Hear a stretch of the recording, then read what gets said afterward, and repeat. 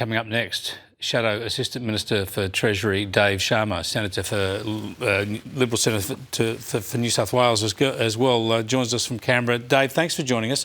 I was just wondering what you might think of this story that I've shown at the top of the program.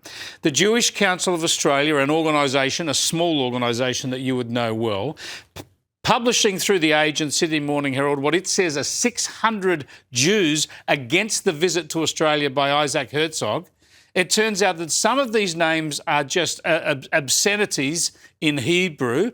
Others are people who are dead. Other are historical figures. And I've just interviewed David Slade, who together with his wife Tammy was listed in those ads.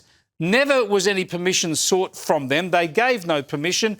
And they are fully supportive of the president's visit. Isn't this typical of the anti-Israel lobby trying to talk up dissent in the Jewish community?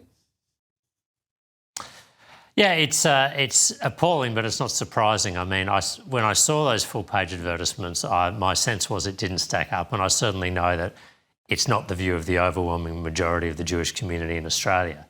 The Jewish Council of Australia has got a well-known track record of trying to set itself up as a sort of a spokesbody, if you like, for the Jewish community to unsuspecting journalists who see the name and think they must speak for the Jewish community. They don't at all. They're a fringe group. They're entitled to their views, but they shouldn't purport to be representing the mainstream body of opinion in the Jewish community when clearly they don't. And this debunking of their campaign by names of people who are dead,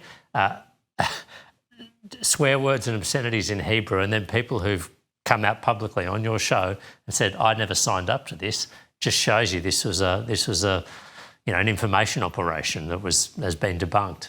Yet our national broadcaster has said that ad demonstrates that large sections of the Jewish community are against the visit. That wouldn't be your experience, would it, of the Australian Jewish community as a former ambassador to Israel? No, it's absolutely not true. Look, people are allowed to be against the visit. I've got no problem with it, but people shouldn't be purporting to represent the views of other people, saying that the Jewish community is divided about this or opinion is evenly split. It's not.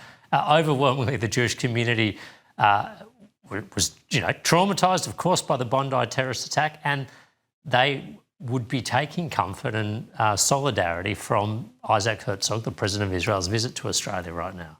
Are you expecting Angus Taylor and others to resign from the shadow cabinet tomorrow or Thursday?